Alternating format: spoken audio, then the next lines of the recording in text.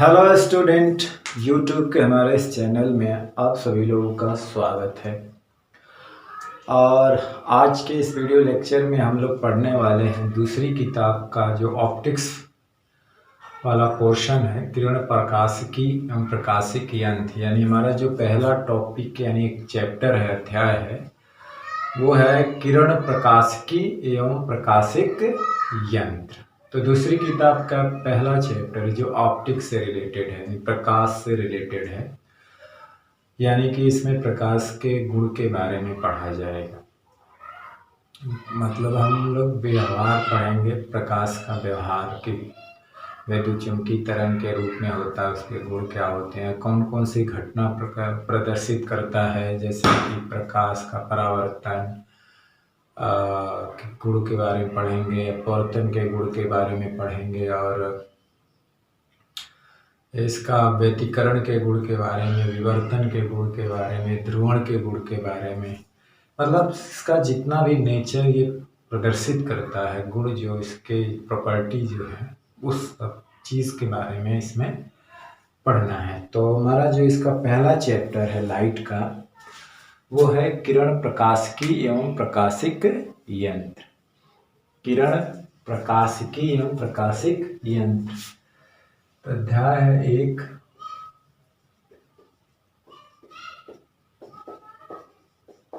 किरण प्रकाशिकी एवं प्रकाशिक, यानी इसमें प्रकाशिक यंत्र के बारे में भी हमको पढ़ना है। रे ऑप्टिक्स एवं optical instrument. Ray optics and optical instrument के बारे में पढ़ना है। जैसे माइक्रोस्कोप, कंपाउंड माइक्रोस्कोप, टेलीस्कोप यानी संयुक्त सूक्ष्मदर्शी है, इसके बाद खगोलीय दूरदर्शी है, तो सरल सूक्ष्मदर्शी है, इन सब के बारे में पढ़ना है। तो आज हम लोग जो है बिल्कुल बेसिक से पढ़ेंगे, यानी कि पहले है कि लाइट क्या होता है, कौन कौन से गुण प्रदर्शित करता है, थोड़ा थोड़ा सा नॉलेज जो इसका लेंगे, बाद में उन सारी चीज़ों के बारे में डिटेल में पढ़ेंगे। ठीक है, तो आज जो है इंट्रोडक्शन है लाइट का, पहला अध्याय है किरण प्रकाशिकी एवं प्रकाशिक यंत्र। तो पहले हम इसके बारे में जो पढ़ेंगे वो है प्रकाश किसे कहते हैं। हालांकि इसको आप लोगों ने हाई स्कूल में पढ़ रखा है, फिर भी हम लोग बेसिक रूप से इसको पढ़ेंगे। हाई स्कूल की चीज़ें हैं, पूरे डिटेल में वहाँ नहीं था, लेकिन यहाँ पे डिटेल में है। प्रकाश के बारे में पढ़ेंगे, लाइट क्या है ना। ठीक। तो प्रकाश किसे कहते हैं, मतलब लाइट क्या है, प्रकाश क्या है। तो प्रकाश जो है एक प्रकार की क्या है, ऊर्जा है। प्रकाश एक प्रकार की ऊर्जा है जो सीधे तौर पे आंख से तो दिखाई नहीं देता है, लेकिन वस्तुओं को देखने में सहायता करता है। मतलब प्रकाश ऊर्जा का एक रूप होता है जो आंख से दिखाई नहीं देता, बल्कि वस्तुओं को देखने में क्या करता है, सहायता करता है। ठीक, यानी इसकी सहायता से हम वस्तुओं को देख सकते हैं, यानी हमारी जो आंख में है ये दृष्टि जागृत करता है। ठीक है, तो उसी बात को लिख लेते हैं। मतलब light is a form of energy, यह एनर्जी का एक रूप होता है। ठीक है, तो प्रकाश जो है, प्रकाश ऊर्जा का एक रूप होता है ना। प्रकाश ऊर्जा का एक क्या होता है, रूप होता है ना, जो दिखाई नहीं देता, ये भी लिख सकते हैं, जो दिखाई नहीं देता, जो आंख से दिखाई नहीं देता,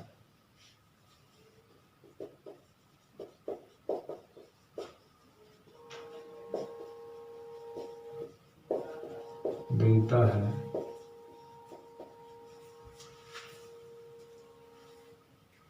परंतु वस्तुओं को देखने में सहायता प्रदान करता है। परंतु वस्तुओं को देखने में सहायता प्रदान करता है ना। यानी कि इसकी सहायता से हम वस्तुओं को देख सकते हैं।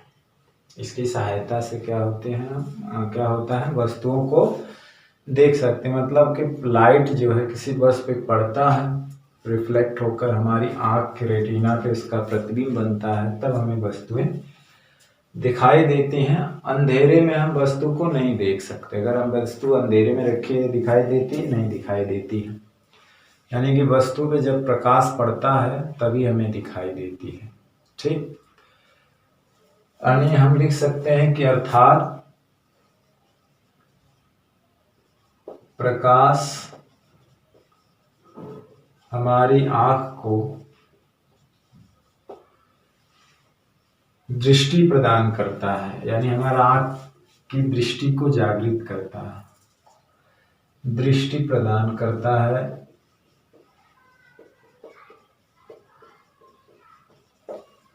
अर्थात प्रकाश हमारी आँख को दृष्टि प्रदान करता है, यानी हमारी आँख की दृष्टि को जागृत करता है। अर्थात प्रकाश हमारी आँख की दृष्टि को जागृत करता है, दृष्टि प्रदान करता है। ये बात ज़्यादा महत्वपूर्ण नहीं है कि आँख से दिखाई नहीं देता है। आप चाहे तो इसको लिखे नहीं, क्योंकि ये ज़्यादा वो नहीं दिखती है। लेकिन ये है कि प्रकाश को आप सीधे आँख से देखेंगे तो दिखाई नहीं देता, लेकिन वो जब किसी वस्तु पे पड़ता है तो आसपास की चीज़ें हमको दिखाई देती हैं। प्रकाश से ही सारी चीज़ें हमको दिखाई देती हैं। ठीक है, यानी हमारी आँख को दृष्टि प्रदान करता है, हमारी आँख की दृष्टि को जागृत करता है। और ये ऊर्जा का ही एक रूप होता है। इसके गुण के बारे में अभी हम पढ़ेंगे कि क्या क्या गुण प्रदर्शित करता है, और सबके बारे में एक एक करके डिस्कस करना है। हालांकि हमको जो है हमारे जो सिलेबस में शुरू होता है वहाँ से गोली दर्पण के यहाँ से, वो भी एक बेसिक रूप से गोली दर्पण है। जाकर के आगे लेंस है, गोली दर्पण है, तो ये सब थोड़ा थोड़ा पढ़ना है। आगे जो है क्या नाम है,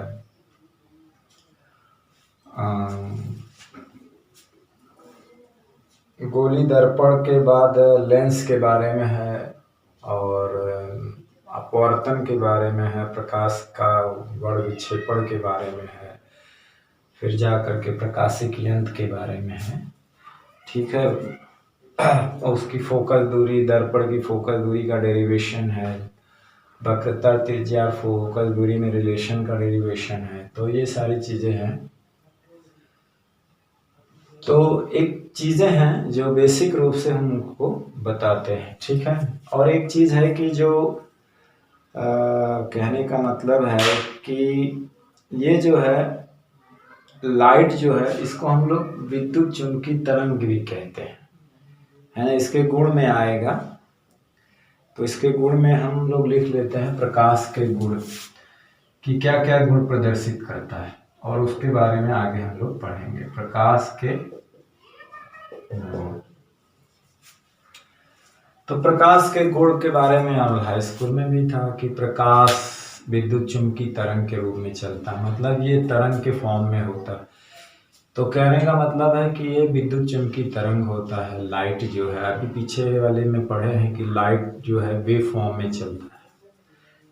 प्रकाश जो है पृथ्वी पे जो आता है विद्युत चुंबकीय तरंग के रूप में ही आता है, जिसको चलने के लिए मीडियम की आवश्यकता नहीं होती है। तो प्रकाश में एक चीज़ है कि इसमें विद्युत चुंबकीय तरंग के रूप में तो चलता है, लेकिन अपना प्रकाश में डुअल नेचर होता है, यानी द्वैती प्रकृति प्रदर्शित करता है। डुअल नेचर मतलब दोहरा व्यवहार प्रदर्शित करता है, यानी प्रकाश में दोनों गुण पाए जाते हैं, पार्टिकल नेचर भी और वेव नेचर भी। इसी को डुअल नेचर ऑफ लाइट कहा जाता है।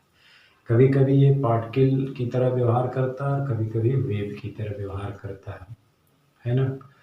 तो इसको अगर हम पार्टिकल की तरह मान कर चलें तो कुछ प्रभाव को अच्छा से एक्सप्लेन किया गया है, जैसे कॉम्पटन प्रभाव, प्रकाश वैद्युत प्रभाव, जो आगे हम लोग पढ़ेंगे। और जब इसे हम वेव के रूप में मान के चलें तो बहुत सारी चीज़ें, व्यतिकरण, विवर्तन, ध्रुवण, परावर्तन, अपवर्तन, ये सारी चीज़ें। परावर्तन अपवर्तन तो हालांकि पार्टिकल नेचर में भी मान कर चले तो होता है। और अगर तरंग के फॉर्म में चले तो व्यतिकरण, विवर्तन, ध्रुवण की घटना, जिसको डिटेल में आगे पढ़ना, ये सारी चीज़ें एक्सप्लेन की गई। ठीक, तो प्रकाश के गुण के बारे में अगर लिखना है तो पहला ये होगा कि प्रकाश विद्युत चुम्बकीय तरंग के रूप में चलता है। नंबर 1 है जो है प्रकाश विद्युत चुम्बकीय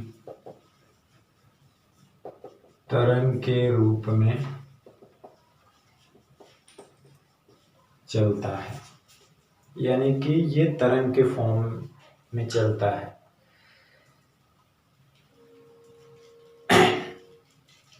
एक चीज ये है, दूसरा है कि ये इट हैज डुअल नेचर, मतलब है कि प्रकाश द्वैती प्रकृति प्रदर्शित करता है। डुअल मतलब दोहरा व्यवहार प्रदर्शित करता है। द्वैती यानी कि प्रकाश जो है दो तरह का, द्वैती का मतलब वही होगा दो तरह का व्यवहार प्रदर्शित करता है। डी ब्रॉगली के अनुसार इसको प्रूफ भी किया गया। डी ब्रॉगली ने अपनी हाइपोथेसिस परिकल्पना दी थी, बाद में टी जर्मर और कोई दो वैज्ञानिक थे, नाम याद नहीं रहा, उनके द्वारा इसको प्रूफ कर दिया गया कि नहीं, ये तरंग और पार्टिकल दोनों नेचर प्रदर्शित करता है। आगे है प्रकाश दो तरह का व्यवहार प्रदर्शित करता है, मतलब इट हैज, क्या होता है, dual nature, means it has particle nature as well as wave nature. तो दोहरा व्यवहार, दो तरह का व्यवहार प्रदर्शित, डुअल नेचर का मतलब होता है कि इसके पास कण का भी नेचर होता है, पार्टिकल नेचर भी होता है और वेव नेचर भी होता है, यानी ये कण और तरंग दोनों के तरह का व्यवहार प्रदर्शित करता है। अर्थात ये हम लोग आगे पढ़ेंगे डिटेल में, अभी केवल इंट्रोडक्शन है। ये पार्टिकल मतलब कण तथा तरंग दोनों व्यवहार प्रदर्शित करता है, ये दोनों व्यवहार प्रदर्शित करता है। कुछ फेनोमेना हैं जो अच्छी तरह से एक्सप्लेन कर दिए गए वेव नेचर मान करके, है ना। तो अर्थात ये कण तथा तरंग दोनों तरह का, दोनों व्यवहार प्रदर्शित करता है। प्रकाश को तरंग मानकर क्या क्या किया गया, व्यतिकरण, विवर्तन, ध्रुवण की व्याख्या की गई। ध्रुवण की क्रिया को वेल एक्सप्लेन किया गया था, अच्छे से समझाया जा सका। ध्रुवण की क्रिया को एक्सप्लेन किया गया है, मतलब अच्छे से समझाया गया।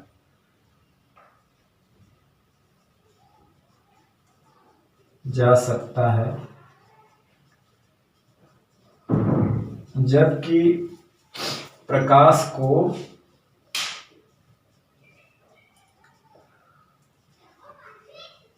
कण मानकर, प्रकाश को क्या मान करके, कण मान करके, है ना, पार्टिकल नेचर मान करके प्रकाश वैद्युत प्रभाव तथा कॉम्पटन प्रभाव इत्यादि को मतलब समझाया गया, की व्याख्या की गई। प्रकाश को कण मानकर प्रकाश वैद्युत प्रभाव जो आगे हम लोग पढ़ेंगे, प्रकाश वैद्युत प्रभाव तथा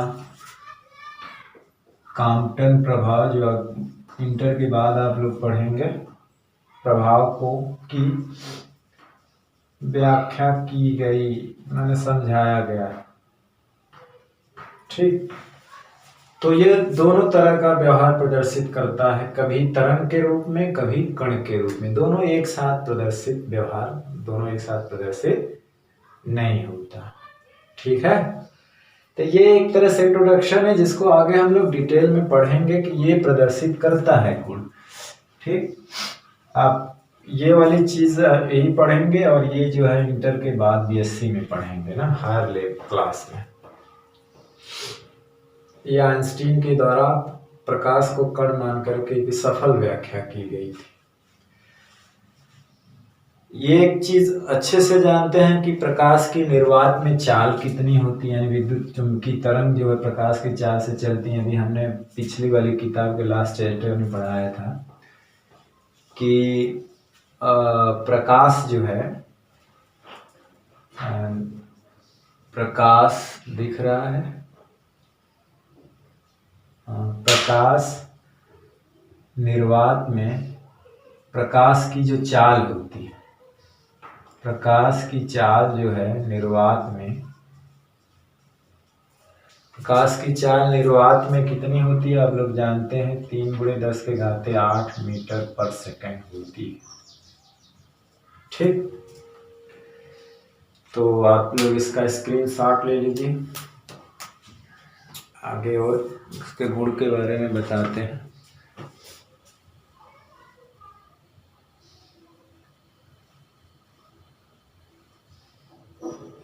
चलिए,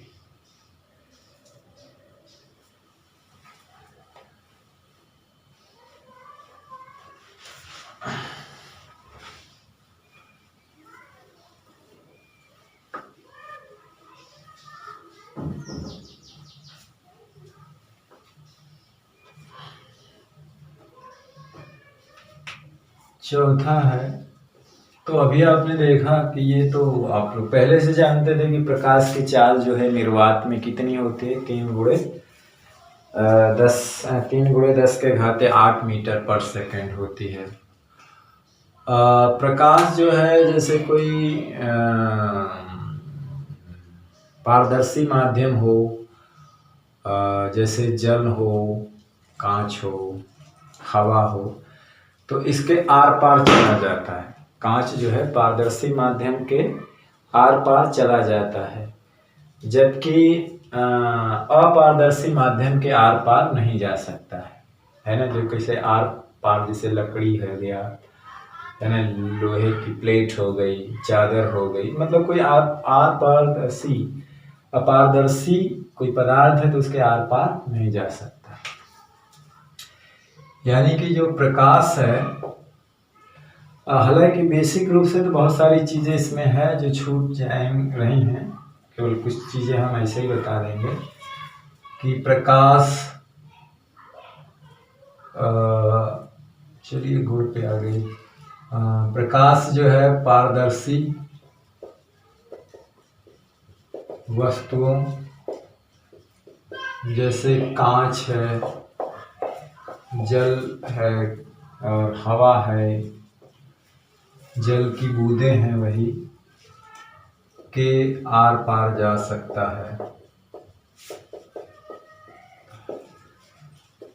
है ना। जबकि अपारदर्शी वस्तुओं जैसे दीवार है, जैसे दीवार के आर पार नहीं जा सकता है।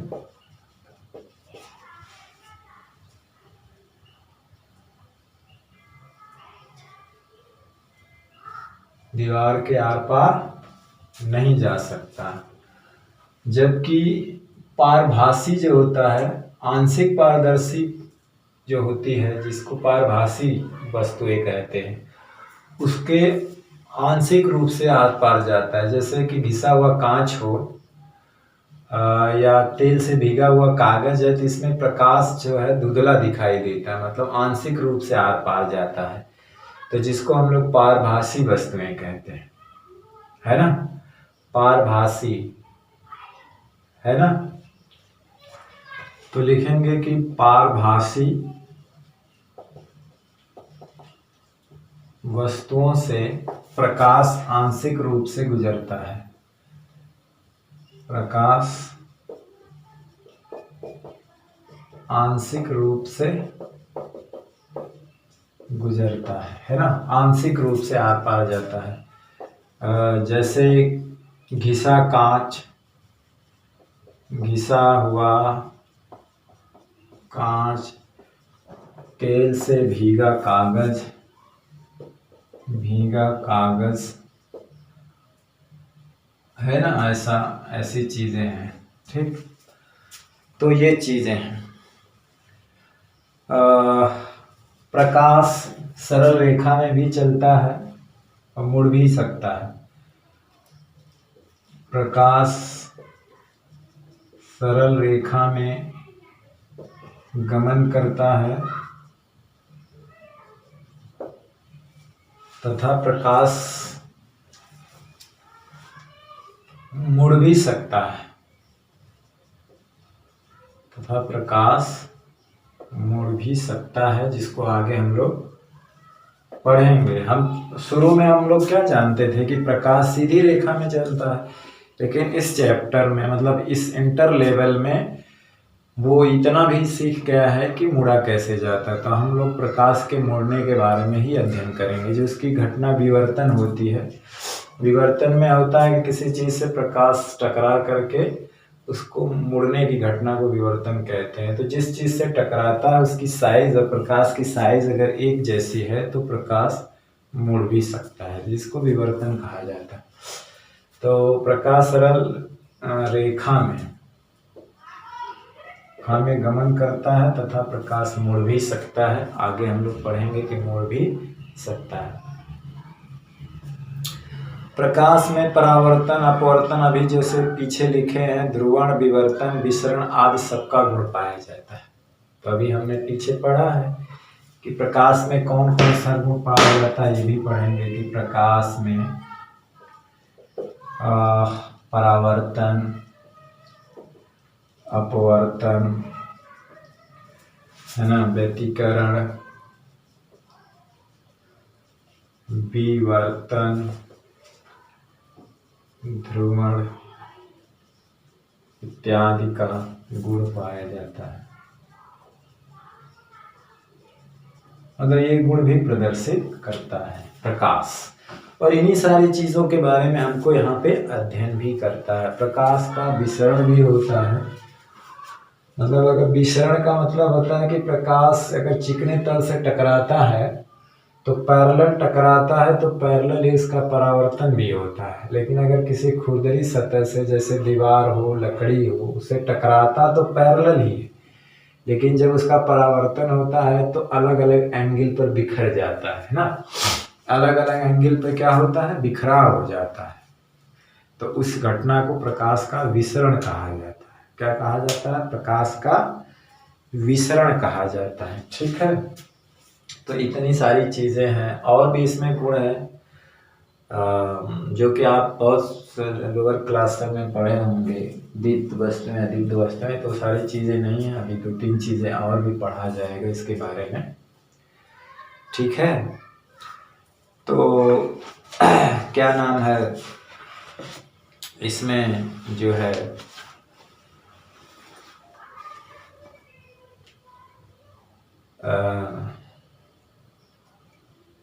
अब प्रकाश जो है किसी समान माध्यम में एक बिंदु से दूसरे बिंदु तक जिस सरल रेखी मार्ग का अनुसरण करता है उसे प्रकाश किरण कहते हैं। वो भी लिख देते हैं, अभी इसका स्क्रीनशॉट लेना हो तो ले लीजिए। तो थोड़ा बेसिक चीज़ आज चल रहे हैं, थोड़ा सा परावर्तन के बारे में देखेंगे, परावर्तन के नियम के बारे में देखेंगे। तो थोड़ा बेसिक चीज़ें अगर याद रहेंगी तो ज़्यादा बेटर होगा आगे की चीज़ों को समझने में, ठीक।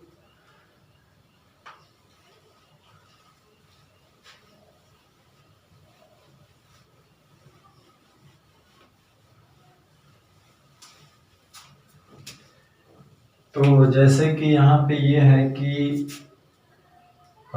किसी समान माध्यम में, किसी एक माध्यम की बात हो रही है, किसी समान माध्यम में एक बिंदु से दूसरे बिंदु तक प्रकाश जिस ऋजुरेखीय मार्ग का अनुसरण करता है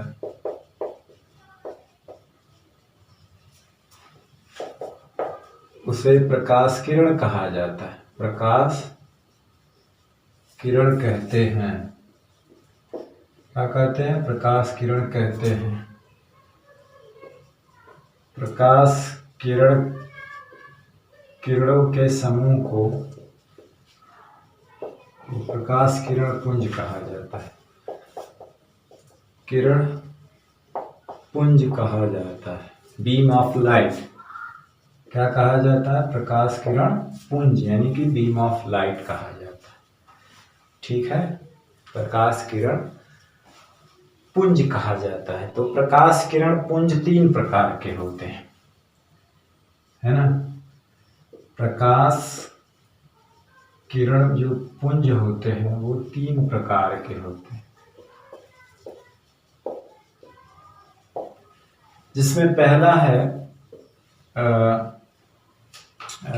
अभिसारी प्रकाश किरण पुंज। अभिसारी प्रकाश किरण पुंज। अभिसारी प्रकाश किरण पुंज, ठीक है।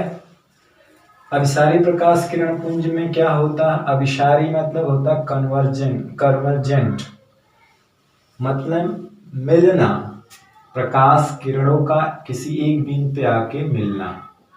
प्रकाश किरणों का किसी एक बिंदु पर आकर मिलना, कन्वर्ज होना, है ना। प्रकाश किरणों का किसी एक बिंदु पर आकर के मिलना अभिसारी प्रकाश किरण पुंज कहलाता है ना। प्रकाश किरणों का किसी एक बिंदु पर आकर के मिलना, प्रकाश किरणों का किसी एक बिंदु पर आकर के मिलना। अपसारी प्रकाश किरण पुंज। प्रकाश किरण पुंज, प्रकाश का किसी एक बिंदु से फैलना, प्रकाश किरण का किसी एक बिंदु से चारों तरफ बिखरना, फैलना, ये अपसारी कहलाता है। ये क्या कहलाता है? अपसारी किरण पुंज कहलाता है। ये अपसारी किरण पुंज कहलाता है। ठीक, क्या कहलाता है? अपसारी किरण पुंज, है ना। तीसरा होता है समांतर किरण पुंज, प्रकाश किरण पुंज। तीसरा क्या है? समांतर प्रकाश किरण पुंज। समांतर प्रकाश किरण पुंज में यानी जब प्रकाश किरणें परस्पर क्या होती हैं? समांतर होती। ये समांतर प्रकाश किरण पुंज। जब प्रकाश किरणें परस्पर क्या होती हैं? समांतर होती हैं, तो उसे समांतर प्रकाश किरण पुंज कहा जाता है। क्या कहा जाता है? समांतर प्रकाश किरण पुंज कहा जाता है। ठीक है, तो ये कुछ था प्रकाश के किरणों के बारे में। किस प्रकाश किरण पुंज कितने प्रकार के होते हैं और प्रकाश किरण किसे कहते हैं। ठीक है, प्रकाश कौन कौन सा गुण प्रदर्शित करता है, प्रकाश कहते किसे हैं। ठीक है, और प्रकाश कहाँ से गुजर जाएगा, कहाँ से नहीं गुजरेगा, कहाँ से आंशिक रूप से गुजरेगा, है ना। ये सारी चीज़ें हम लोगों ने पढ़ा। और प्रकाश सरल रेखा में चलता है, प्रकाश के मुड़ता भी है, प्रकाश मुड़ता भी है टकरा करके। तो ये सारी चीज़ें हम लोग अभी इसका एक सारांश पढ़ रहे हैं। इससे हम लोग डिटेल में पॉइंट वाइज पढ़ते जाएंगे सारी घटनाओं को। ठीक है ना, लास्ट तक सारी घटनाएं हम लोग पढ़ लेंगे, ठीक है। तो लास्ट तक हम लोग क्या करेंगे, सारी घटनाओं को हम लोग पढ़ लेंगे, ठीक। तो अभी हम लोग वस्तु क्या होता है ना, प्रतिबिंब, बिंब किसे कहते हैं, प्रतिबिंब कितने प्रकार के होते हैं, उनमें डिफरेंस क्या है, ये सब थोड़ा सा अभी इसका बेसिक रूप चल रहा है, थोड़ी सी भूमिका चल रही है, ठीक है। जबकि ये चीज आप लोगों ने पढ़ चुके हैं, रिकैप हो रहा है इसका, ठीक।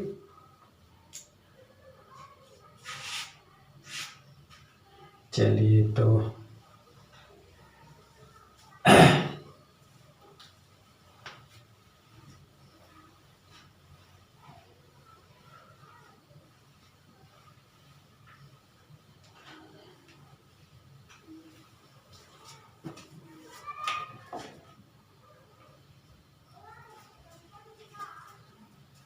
अब है, हम लोग पढ़ेंगे प्रकाश का परावर्तन।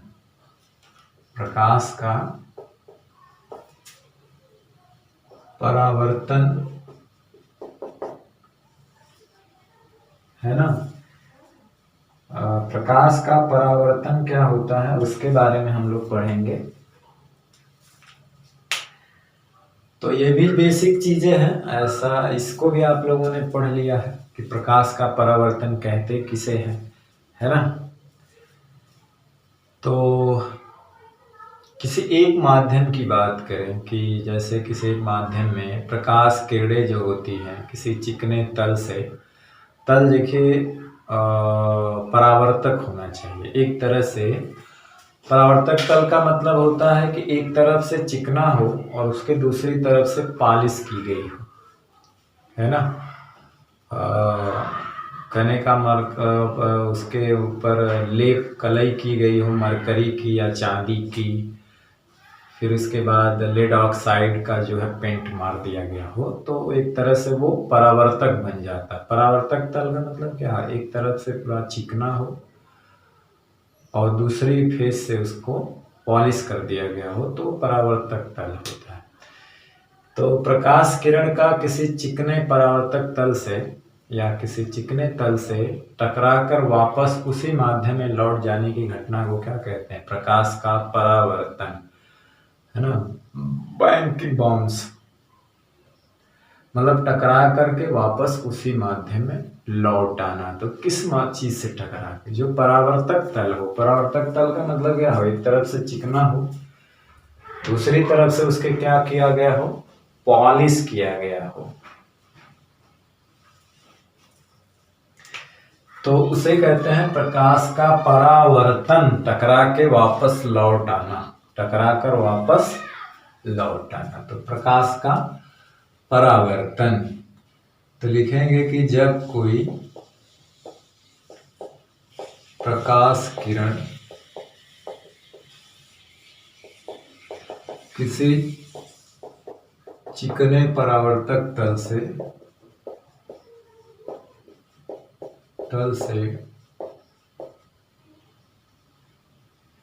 प्रकाश का परावर्तक तल से, जब कोई नहीं, ऐसे लिखे कि प्रकाश का या प्रकाश किरण का, सबसे अच्छा है कि प्रकाश का, है ना, प्रकाश का, है ना, या प्रकाश किरण का, कोई भी लिख सकते हैं, किरण ही लिख दीजिए या प्रकाश का, दोनों वर्ड है, प्रकाश का या प्रकाश किरण का किसी चिकने परावर्तक तल से टकराकर वापस उसी माध्यम में लौट जाने की घटना को, वापस उसी माध्यम में लौट जाने की घटना को प्रकाश का परावर्तन कहते हैं। क्या कहते हैं, प्रकाश का परावर्तन। तो माध्यम कैसा होना चाहिए, परावर्तक होना चाहिए। परावर्तक तल चिकना हो, और क्या हो, चिकना होने का मतलब यह है कि वो बिखरेगा नहीं, उसका विसरण नहीं होगा ना, जैसा आएगा पैरेलल आया है तो टकराकर पैरेलल ही चला जाए, चारों तरफ बिखरा नहीं होगा। तो और परावर्तक होगा, अगर पारदर्शी होगा तो आर पार चला जाएगा, अपवर्तन हो जाएगा। तो प्रकाश किरण का किसी चिकने परावर्तक तल से टकराकर वापस उसी माध्यम में लौट जाने की घटना को प्रकाश का क्या कहते हैं? परावर्तन कहते हैं, है ना। अब जैसे कि इसमें मान लीजिए कि ये जैसे कोई चिकना तल है, परावर्तक इसको बनाने के लिए इसके एक साइड से कर दिया गया पॉलिश, एक तरह से ये समतल दर्पण बन गया। दर्पण क्या होता है वैसे, हालांकि है आप समतल दर्पण को पढ़ना नहीं है, समतल दर्पण सिलेबस में नहीं है। वो एक चिकना फ्लैट तल होता है जिसके एक तरफ पॉलिश की गई होती है, तो वो समतल होता है, एक तरह से फ्लैट होता है, इसको समतल दर्पण कहते हैं। तो मान लीजिए एक समतल दर्पण है, तो ये परावर्तक तल है। परावर्तक तल का मतलब होता है कि एक तरफ उसके पॉलिश हो, एक तरफ चिकना हो, है ना। ये परावर्तक क्या है? तल है। ये लेप लगा होता है, कहने का पॉलिश लेड ऑक्साइड का लेप चढ़ा दिया जाता है, मरकरी और या तो चांदी की कलई की होती है इसके ऊपर, ठीक। तो इसके ऊपर अगर प्रकाश किरण जो होती है, अगर लंबवत प्रकाश किरण आती है, ठीक है, तो उसे हम लोग क्या कहते हैं? अभिलंब। अभिलंब का मतलब है कि जो दर्पण पे चिकने तल पे यानी परावर्तक तल पे लंबवत आए, तो इसे क्या कहा जाता? अभिलंब, है ना। दर्पण पे, समतल दर्पण पे या किसी परावर्तक तल पे लंबवत आपतित किरण को क्या कहा जाता? अभिलंब। और एक चीज और भी होता है कि अगर वो अभिलंब आती है तो परावर्तन के बाद उसी डायरेक्शन में लौट जाती है, इसको आगे भी पढ़ेंगे भी, ठीक है ना। आती है तो उसी डायरेक्शन में वापस क्या होती है?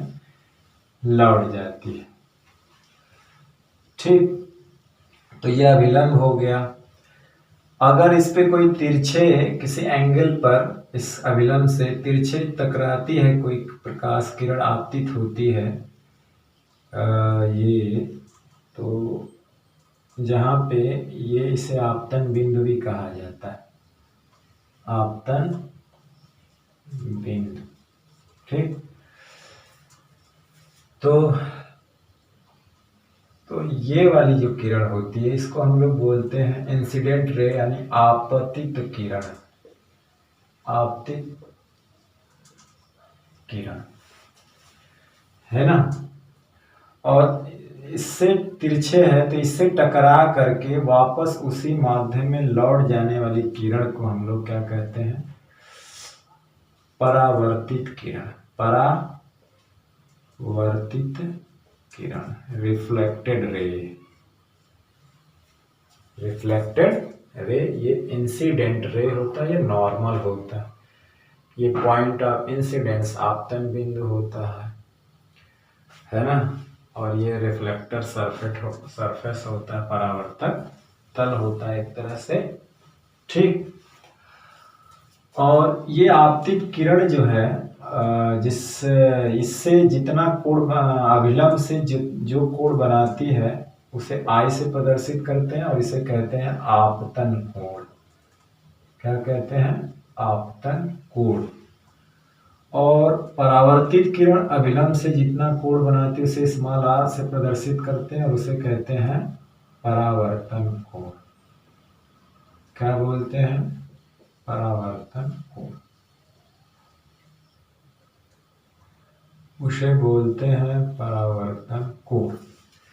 तो ये आपतन कोण हो गया, ये परावर्तन कोण हो गया, ठीक।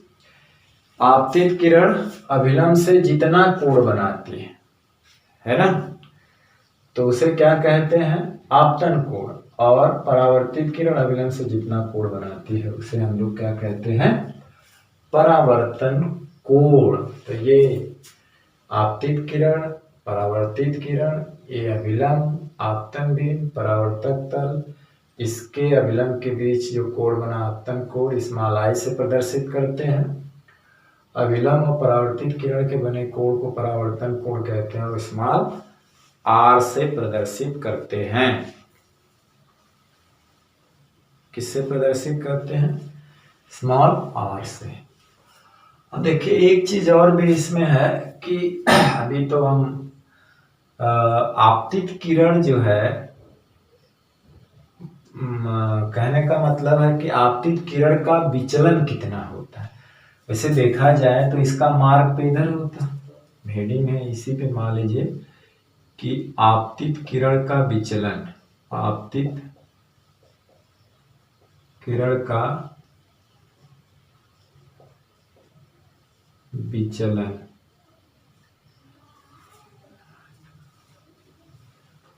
ठीक है, आपतित किरण का विचलन। तो आपतित किरण का विचलन कितना हुआ अगर वो निकालना है तो जैसे मान लीजिए ये हमारा परावर्तक तल हुआ, मानी समतल दर्पण है, ये अभिलंब हुआ और ये आपतित किरण हुआ, ये आपतन कोण हुआ और ये परावर्तित किरण हुआ, ये अपवर्तन कोण हुआ। तो देखिए इसका जो रियल मार्ग है ये तो इस डायरेक्शन में चली जाएगी, मतलब अगर देखें तो इसका डायरेक्शन ये है, तो अपने इस डायरेक्शन से वो कितना विचलित होकर इधर चली गई, इतना। तो यही तो विचलन कोण है जिसको मान लेते हैं डेल है, और उसी को निकालना है ना।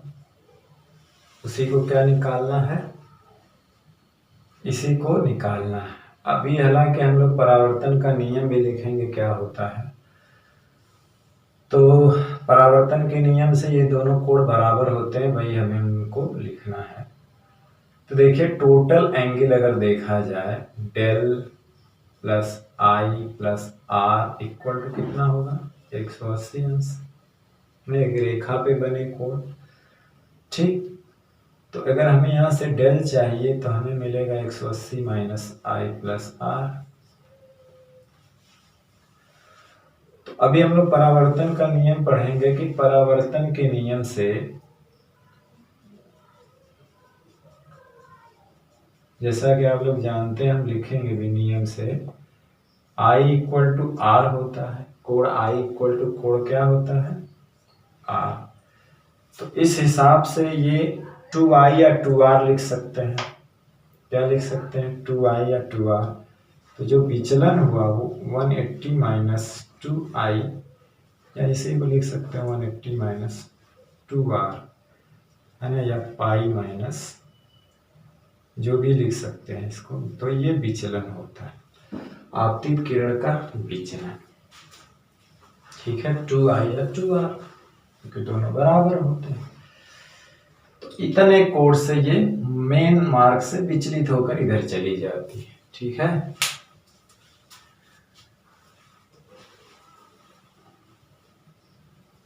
अब इसके नियम, परावर्तन कोण के क्या है नियम। चलिए इसको स्क्रीनशॉट लेना है तो ले लीजिए। अब ये जो हमने लिख दिया वही नियम लिखेंगे। एक्सपेरिमेंटली ये पाया गया है कि आपतन कोण बराबर परावर्तन कोण, एक्सपेरिमेंटली प्रूफ है, ठीक है। चलिए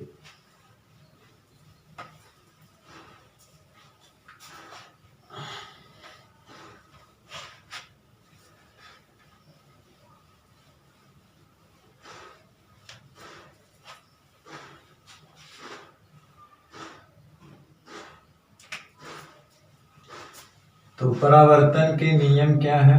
परावर्तन के नियम, तो परावर्तन के दो नियम होते हैं, पहले पता है। परावर्तन के दो नियम हैं।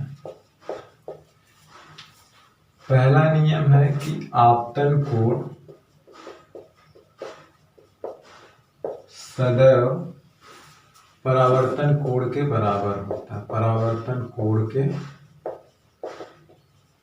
बराबर होता है, यानी angle I equal to angle are.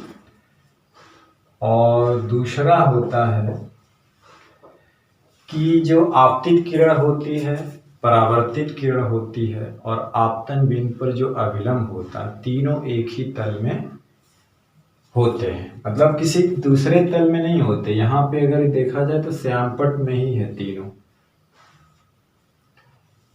है ना।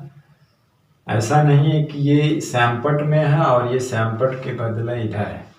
ये तीनों किस में है? श्यामपट्ट में और आपके कागज में। तो कागज के तल में होते हैं। ये यहाँ पे तल जो है मतलब तीनों लाई करेंगे यानी एक ही तल में। ऐसा नहीं कि एक तल में है दूसरा दूसरे तल में। यहाँ लिखेंगे आपतित किरण, परावर्तित किरण, आपतन बिंदु पर अभिलंब, आपतन बिंदु पर अभिलंब, तीनों एक ही तल में होते हैं।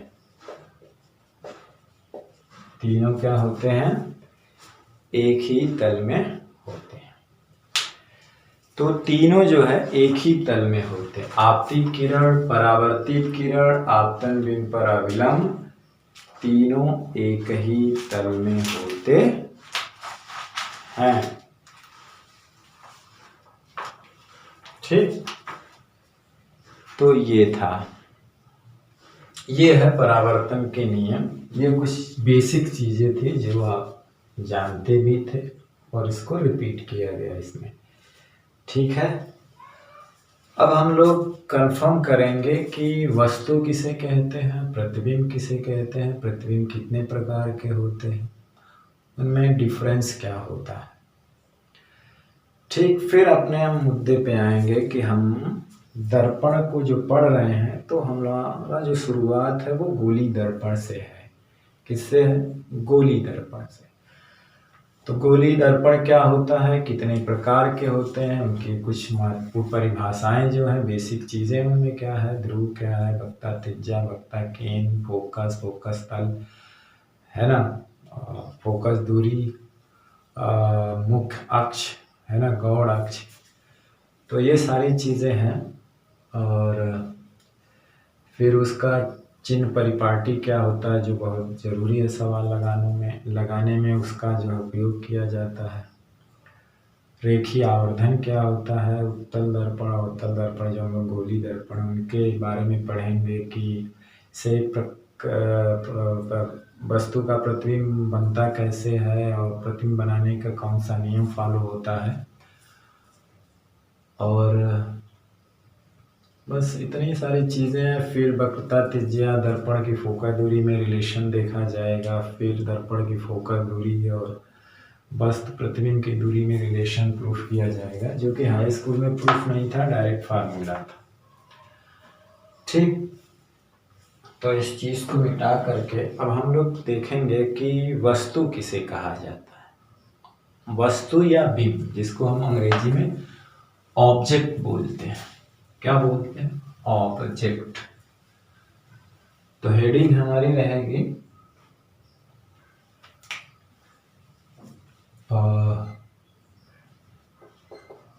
वस्तु अथवा बिंब, जिसको एनसीईआरटी में बिंब बोलता है, जिसको हम लोग ऑब्जेक्ट कहते हैं। क्या बोलते हैं? ऑब्जेक्ट, वस्तु अथवा बिंब, है ना, जिसको हम लोग क्या कहते हैं? ऑब्जेक्ट कहते हैं।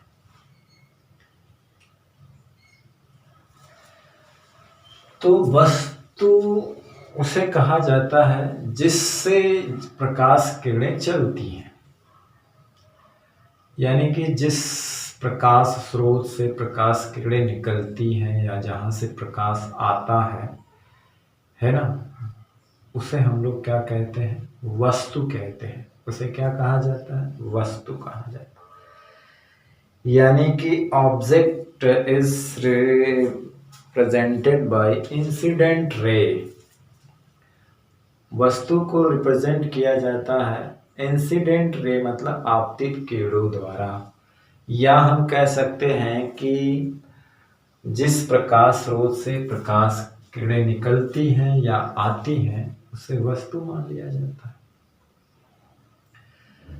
या object is represented by incident ray, मतलब है कि वस्तु को रिप्रेजेंट किया जाता आपतित किरणों द्वारा। ठीक है, तो कहने का मतलब है कि उसे अभी हम लोग समझने की कोशिश करेंगे, पहले लिख लेते हैं ना। तो लिखेंगे कि जिस प्रकाश स्रोत से, यानी जहां से प्रकाश किरणें चलती हैं, है ना, जहां से प्रकाश किरणें क्या होती हैं, चलती हैं, जो प्रकाश किरणों का स्रोत होता है वो इसी तरह से वस्तु, हालांकि प्रकाश स्रोत तो सूरज है, मतलब सन है, लाइट जिसको प्रकाश कहते हैं, वही जो है किसी पर पड़ता है तो रिफ्लेक्ट होकर कहीं आता है ना, तो तब वस्तु का प्रतिबिंब बनता है। तो पहले ऑब्जेक्ट क्या होता है, जहां से प्रकाश किरणें हमको मानते हैं कि आती है ना, तो होता क्या है उसमें अभी हम लोग चर्चा करेंगे। तो पहले लिख लें, जिस प्रकाश स्रोत से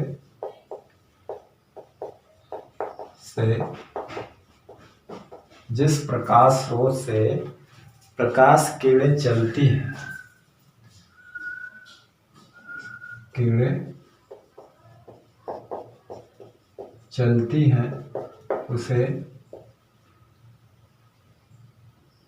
उसे वस्तु या बिंब कहते हैं।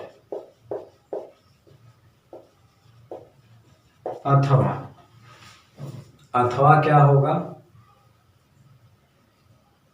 कि वस्तु को आपतित किरणों द्वारा प्रदर्शित किया जाता है।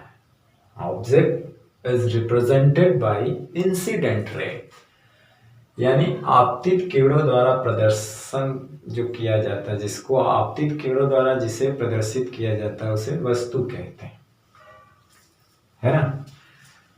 आपतित किरणों द्वारा जिसे प्रदर्शित किया जाता है उसे क्या कहते हैं, वस्तु कहते हैं। ये भी लिख सकते हैं।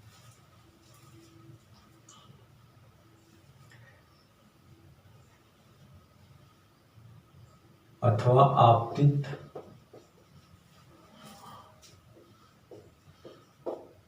किरणों द्वारा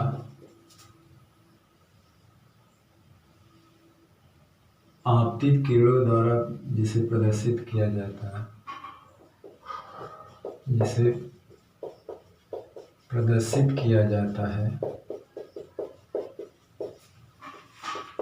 उसे वस्तु कहते हैं। आपतित किरणों द्वारा जिसे प्रदर्शित किया जाता है उसे क्या कहते हैं, वस्तु कहते हैं।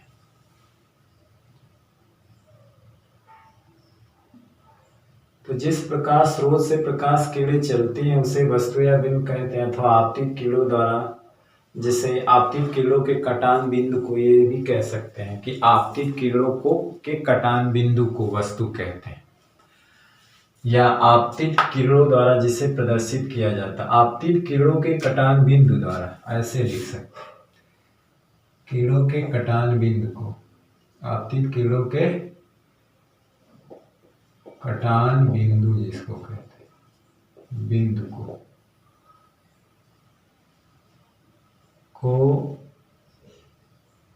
आपतित किरणों के कटान बिंदु को या आपतित किरणों के द्वारा जिसे प्रदर्शित किया जाता है उसे वस्तु कहते हैं, या कटान बिंदु को।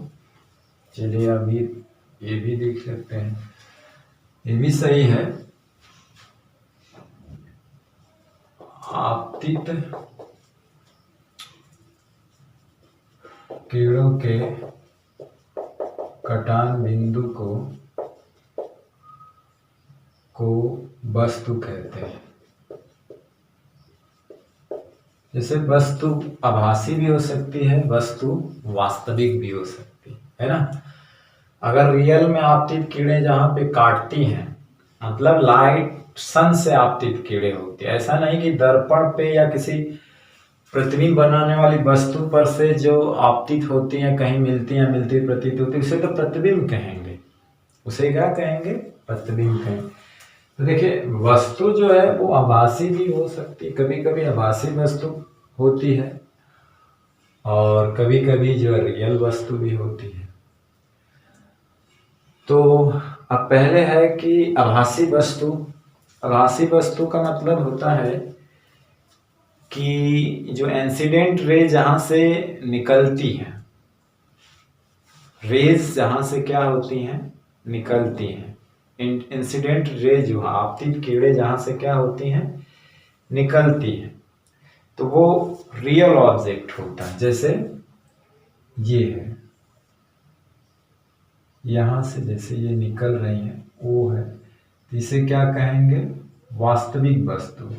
वास्तविक वस्तु, रियल ऑब्जेक्ट है ना। ये क्या है? रियल ऑब्जेक्ट, जहां से इंसिडेंट रे क्या होती है? निकलती है। दूसरा होता है, मतलब कहने का मतलब है जिस पॉइंट से ये फैलती हैं। Diverging incident ray means real object. Diverging मतलब फैलती, इंसिडेंट रे मतलब रियल ऑब्जेक्ट। क्या होता है? Real object. दूसरा है कन्वर्जिंग इंसिडेंट रे, मतलब वर्चुअल ऑब्जेक्ट। मतलब कहीं पे अगर वो रेज कन्वर्ज हो रही है, ऐसा लग रहा है कि क्या हो रही है? कन्वर्ज, ऐसा प्रतीत हो रहा है कि कन्वर्ज हो रही है, तो क्या कहे जाएंगे? ये जो है आभासी वस्तु कहा जाएगा।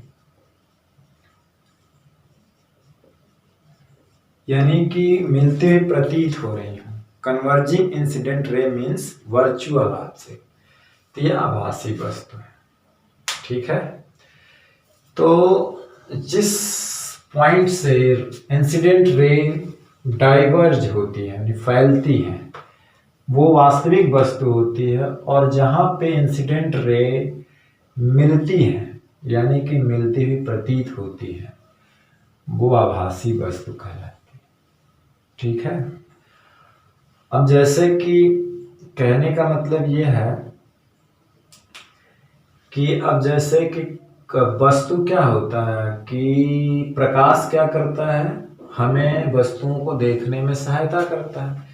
जब प्रकाश किसी ऑब्जेक्ट पर गिरता है तब वो वस्तु हमको दिखाई देती है, यानी कि पहले उस पर गिरता है, उससे रिफ्लेक्ट होता है, हमारी आंख पे पड़ता है, उसका प्रतिबिंब रेटिना पे बनता है ना। और रेटिना पे बनता है तो वो चीजें हमको दिखाई देती हैं। ठीक, तो कहने का मतलब ये हुआ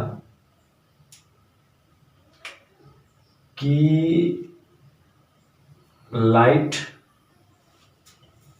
प्रकाश जो पहले इस पे पड़ेगा, ठीक, जैसे पहले जो क्या होता है, प्रकाश ऑब्जेक्ट पे पड़ता है तभी तो रिफ्लेक्ट होता है वहां से।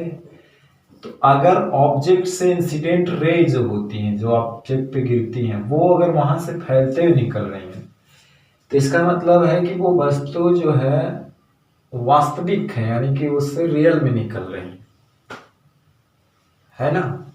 उससे क्या है? रियल में निकल रही है ना। जैसे कि मतलब ये ऑब्जेक्ट है, लाइट सन की इस पे पड़ी, ठीक है, फिर यहाँ से अब यहाँ से कैसे निकल रही है? अगर ऐसे फैलती हुई निकल रही है चारों ओर, तब उसका मतलब है कि ये रियल ऑब्जेक्ट है ना। लेकिन अगर कहीं पर वो जा करके, जैसे कि इंसिडेंट रेज होती है, अगर कहीं पे जाके कन्वर्ज हो रही है, मिलती हुई प्रतीत हो रही है, तो वो जो ऑब्जेक्ट होगा वो रियल नहीं होगा, बल्कि क्या होगा? आभासी होगा। उसे क्या मानते हैं? आभासी ऑब्जेक्ट, है ना। उसे क्या मानते हैं? आभासी ऑब्जेक्ट। ठीक है, तो याद रखना कि जहां पे इंसिडेंट रे, मतलब किसी ऑब्जेक्ट से टकरा कर नहीं, किसी दर्पण से टकरा करके नहीं, वो तो प्रतिबिंब तब बनेगा। ऐसे ही इंसिडेंट रे यानी कहीं पे जाके मिलती हुई प्रतीत हो या मिल रही है तो समझो को आभासी है, और कहीं से रेज निकल रही है, फैल रही है तो समझो कि वो वस्तु है, क्योंकि वस्तु से ही रेज निकलेंगी, तो वो वास्तविक वस्तु, और कहीं पे अगर जाके मिल रही है तो वो आभासी है। ठीक है, तो ये था वास्तविक वस्तु और ये आभासी। देखिए ये तो क्लियर है यहीं से कि रेज जहाँ से निकलती हैं फैलते हुए वास्तविक वस्तु। ये वाला जो है हम लोग क्लियर करेंगे जब हम लोग पढ़ेंगे क्या नाम है, वहाँ पे क्लियर ज़्यादा हो जाएगा जब हम लोग नेत्र में डिफेक्ट पढ़ेंगे, यानी कि दृष्टि दोष पढ़ेंगे, सूक्ष्मदर्शी दूरदर्शी पढ़ेंगे, तो वहाँ पर कुछ चीज़ें जो है आभासी वस्तु जो होती है की तरह काम करती हैं, कुछ वस्तुएं आभासी के रूप में होती है, तो वहाँ देखेंगे यही कंडीशन मिलेगी, है ना। रेज इस तरफ आएंगे, लगेगा कि इधर आ रही है ना, तो वो आभासी वस्तु की तरह काम करेंगी। तो ये चीज ज्यादा क्लियर कहाँ पे होगी, दृष्टि दोष में, और जब हम प्रकाशिक यंत्र पढ़ेंगे वहां पे। ठीक, तो ये आभासी वस्तु है जहाँ पे इंसिडेंट रे मतलब ये कि आपतित किरणें, ऐसा नहीं कि किसी दर्पण से टकरा के आ रही है, नहीं, तो प्रतिबिंब बनाएगी, या आंख से टकराए, मतलब किसी लेंस से या किसी परावर्तक तल से टकराना नहीं है, मतलब है कि जहां से निकलना, तो जैसे यहाँ बस से निकल रही है तो ये वस्तु है, इंसिडेंट प्रकाश स्रोत से आ रही है। अगर वही इंसिडेंट रे ये नेचुरली कहीं पे जाके मिल रही है ना, तो वो आभासी वस्तु होगी, और जहां से निकल रही है वो वास्तविक वस्तु होगी। ठीक है,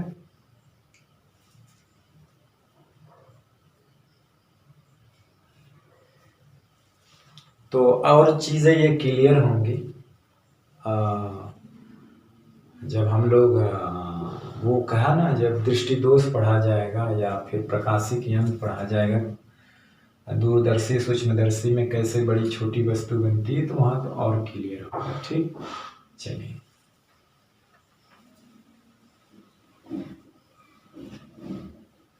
अब ये है कि ये तो हो गया वस्तु या बिंब। अब हम लोग जानेंगे प्रतिबिंब यानी इमेज। अब हेडिंग हमारी क्या है,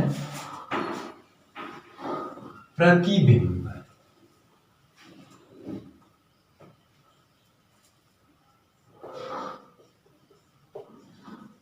प्रतिबिंब यानी जिसको हम लोग कहते हैं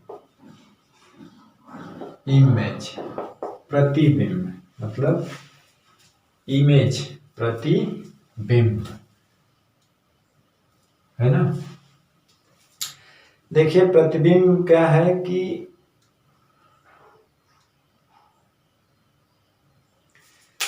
अब जो है प्रतिबिंब किसी से परावर्तन होकर या अपवर्तन करके, भाई जो वस्तु से आभासी वस्तु हो या वास्तविक वस्तु हो, किसी वस्तु से जो चलने वाली प्रकाश किरणें जो है परावर्तन या अपवर्तन के बाद, तो परावर्तन किसी परावर्तक तल से होगा और अपवर्तन किसी पारदर्शी माध्यम से होगा। यानी कि जब प्रकाश किरणें माध्यम चेंज करती हैं, यानी एक माध्यम से दूसरे माध्यम में चलती हैं, तो अपवर्तन होता है। तो यहाँ पे क्या है कि जब किसी बस से दो या दो से अधिक चलने वाली प्रकाश किरणें, क्योंकि बस से ही प्रकाश किरणें चलती हैं, इंसिडेंट रे निकलती हैं, उसी तो आपतित किरणें कहा जाता है, इसलिए कि वो जाके दर्पण पे पड़ती है या किसी परावर्तक तल पे पड़ती है या किसी पारदर्शी तल पे पड़ती है, तो इसीलिए उसको इंसिडेंट रे कहा जाता है। तो वही जहाँ से इंसिडेंट रे आके निकलती है, नहीं तो वस्तु वास्तविक होती है। और कभी कभी ऐसा होता है कि वो जा करके मिलती है, इंसिडेंट रे ही कहीं जा करके मिलती है ना, किसी दर्पण से या किसी पारदर्शक, जो पारदर्शक तल होता है उससे टकराए बिना। तो ये वाली चीज क्लियर होगी आगे जब हम लोग पढ़ेंगे, तो वहां पे देखिएगा क्लियर होगी। है ना। तो वो बात वहाँ पे आएगी तो हम लोग देखेंगे कि देखिए कैसे वो जो है आभासी वस्तु का काम कर रहा है ना। क्योंकि इंसिडेंट रे वास्तव में आती है, कहीं से टकरा करके कहीं चली जाती है, लेकिन जब उन्हीं को हम पीछे बढ़ाते हैं कहीं मिलती हैं तो हम वो आभासी वस्तु की तरह काम करता है। ठीक है ना। जैसे कि मान लेते हैं एक तरह से कि ये कोई तल है, इस तरह से मान लें, सपोज करिए प्रकाश किरणें जैसे आई, इस तरह से आई, मला ऐसे आई, ऐसे चली गई, फिर प्रकाश किरणें ऐसे आई, है ना, ऐसे देखिए जा रही है और ऐसे चली गई। अब देखिए ये जाके कहीं जो भी मिलेंगी, जब इसको देखिए हम इसके पीछे ले जाएंगे, देखिए तो ये आपतित किरण है ना, कहीं स्रोत से ही आ रही होंगी, तो वो जहां से आ रही होंगी रियल में वो तो वास्तविक वस्तु होगी जहां से आ रही होंगी, लेकिन यहाँ पे जहां पे इसको मिलाना इसी लाइन में ये आभासी होगा, आभासी वस्तु होगा। ठीक, तो जहां पे ये प्रतिबिंब बनेगा उसके लिए ये आभासी वस्तु का काम करेगा। तो ये कहने का मतलब है जैसा कि आगे आएगा।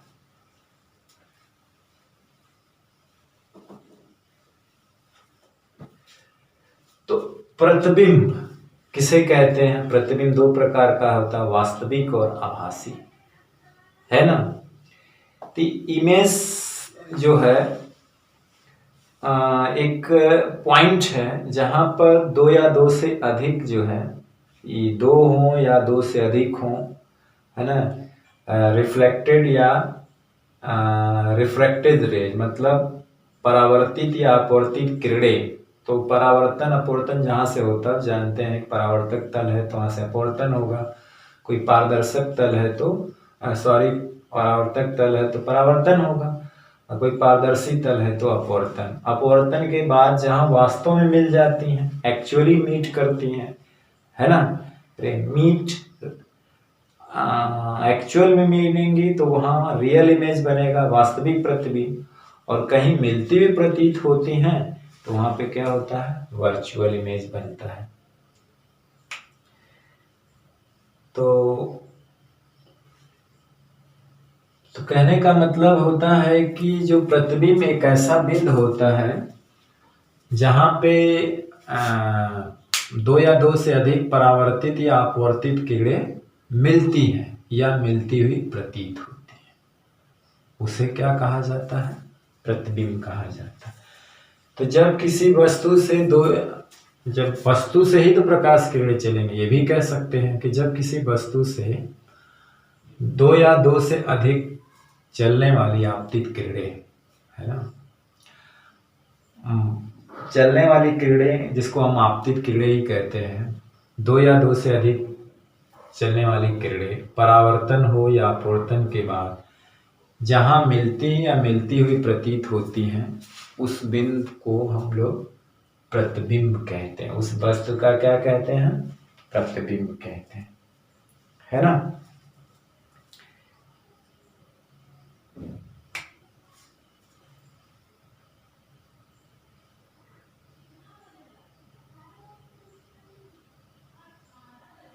ठीक, तो लिखेंगे कि जब किसी वस्तु बिंदु से, जब किसी बिंदु वस्तु से जब किसी बिंदु वस्तु से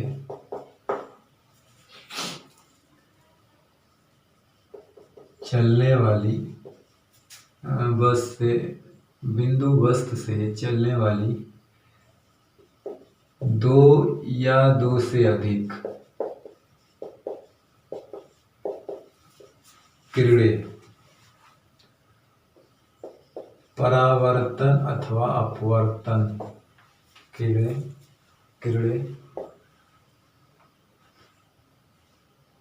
परावर्तन अथवा अपवर्तन के बाद, अब जानते हैं परावर्तन अथवा अपवर्तन के बाद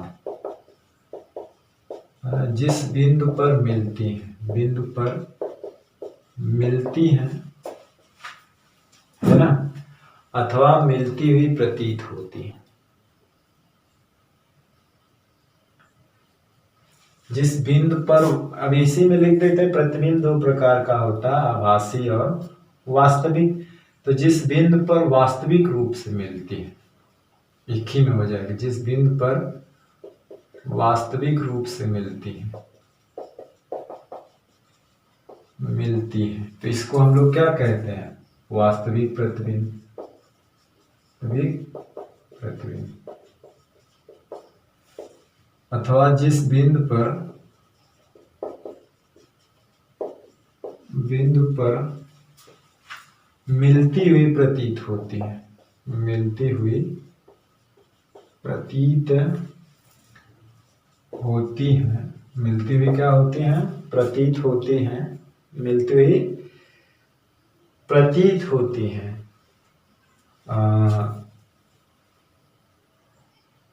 क्या है, आभासी प्रतिबिंब, आभासी प्रतिबिंब। मिलती हुई प्रतीत होती है तो उस बिंदु को बिंदु वस्तु का प्रतिबिंब कहते हैं, उस बिंदु को बिंदु वस्तु का प्रतिबिंब कहते हैं। तो जहां वास्तव में मिलेंगे वहां वास्तविक प्रतिबिंब, और जहां मिलती हुई प्रतीत होती है वहां पे आभासी प्रतिबिंब। वहां क्या होगा, आभासी प्रतिबिंब। तो इंसिडेंट रे अब क्या होती है, कहीं से परावर्तित या अपवर्तित होकर के जहां पे वास्तव में मिलती है, तो ये होगा वास्तविक प्रतिबिंब। देखिए वस्तु के लिए, वास्तविक वस्तु के लिए क्या था, वहां से निकलेंगी, तो कहीं से निकल के दर्पण पे गई, फिर परावर्तित होके जहां पे वास्तव में मिली। और आभासी में क्या होता है कि जिस बिंदु पर मिलती हुई प्रतीत होती है ना, जिस बिंदु पर क्या होती है, मिलती हुई प्रतीत होती है। कहने का मतलब होता है कि वो रिफ्लेक्ट होकर के कहीं और चली गई, पीछे बढ़ाने पर जिस बिंदु पर मिलती हुई प्रतीत होती है, यानी कि ऐसे, यानी कि ये दूर चली जाएंगी ना।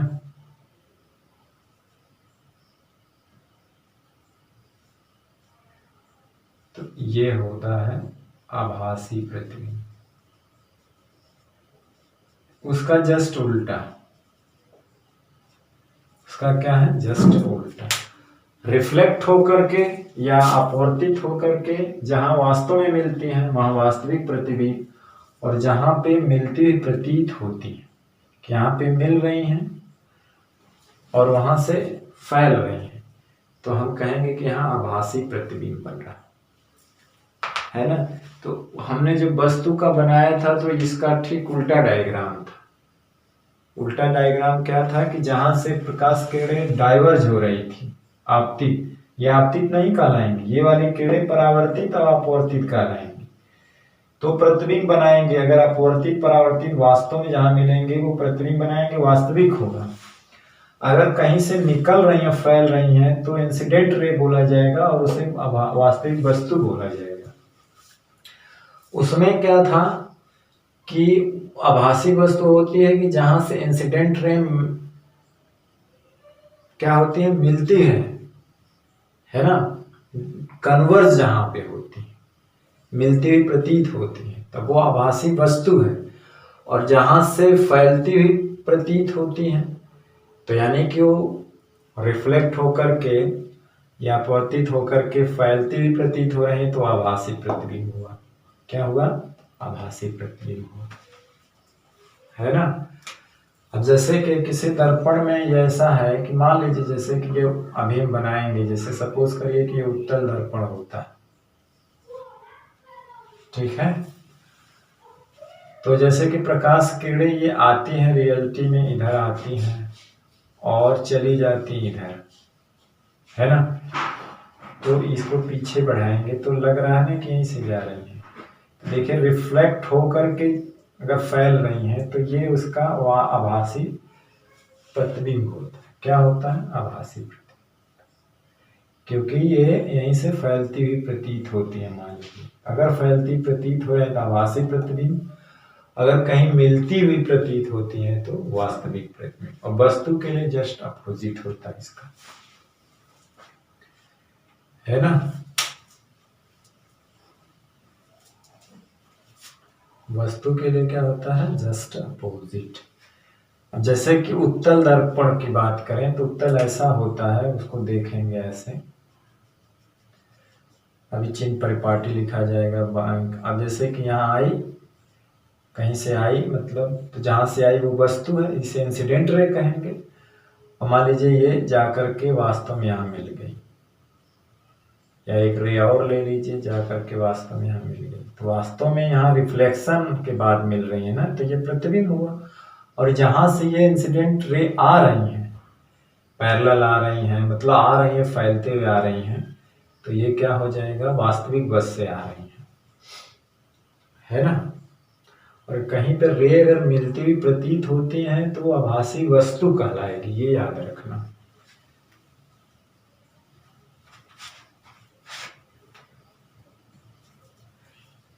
ठीक।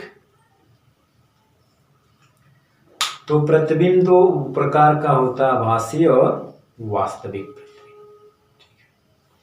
अब इन दोनों में अंतर देख लिया जाए, है ना। इसका स्क्रीनशॉट लेना है तो ले लीजिए।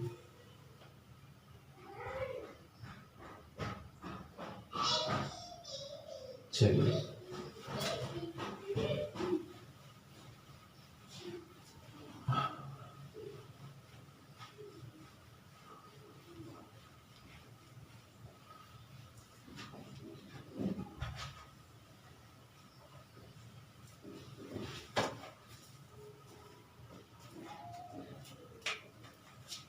तो अंतर क्या है, वास्तविक प्रतिबिंब और आभासी प्रतिबिंब में अंतर क्या है।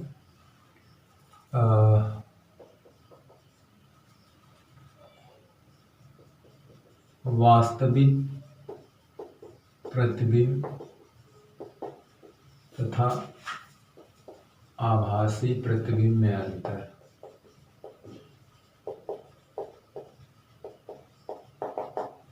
ठीक। वास्तविक प्रतिबिंब तथा आभासी प्रतिबिंब में क्या है, अंतर।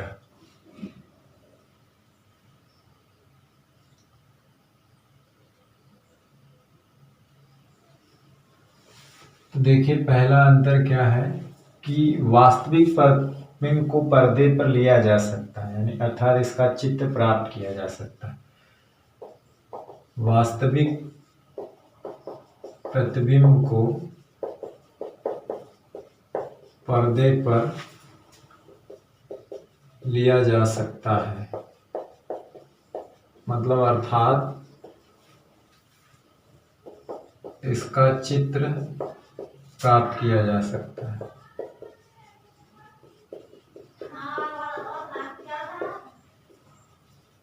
जबकि आभासी प्रतिबिंब को पर्दे पर नहीं लिया जा सकता, पर्दे पर नहीं लिया जा सकता है। ठीक। और एक चीज और अब देखेंगे हम लोग आगे, खुद ही क्लियर हो जाएगा कि जो वास्तविक प्रतिबिंब होता है वो सदैव उल्टा बनता है। वास्तविक प्रतिबिंब क्या होता है, सदैव उल्टा बनता है, जबकि आभासी प्रतिबिंब सदैव क्या बनता है, सीधा बनता है। ये दो महत्वपूर्ण अंतर है इसमें कि वास्तविक जब भी बनेगा उल्टा बनेगा और आभासी जब भी बनेगा सीधा बनेगा। वास्तविक का चित्र लिया जा सकता है पर्दे पर, अगर वही आभासी होगा तो उसके पीछे अगर पर्दा रख दिया जाए तो पर्दे पर उसका चित्र नहीं आएगा। ठीक है। बाकी तीसरा अंतर दर्पण के हिसाब से होगा, दर्पण और लेंस के हिसाब से। अगर हम दर्पण की बात करें, अगर दर्पण की बात करें तो वास्तविक प्रतिबिंब दर्पण के सामने बनता है और आभासी प्रतिबिंब दर्पण के पीछे बनता है, अगर दर्पण की बात करें तो। ये तीसरा हम लिख सकते हैं कि वास्तविक प्रतिबिंब दर्पण के सामने बनता है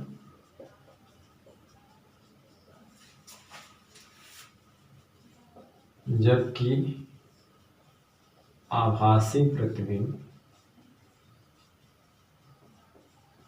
दर्पण के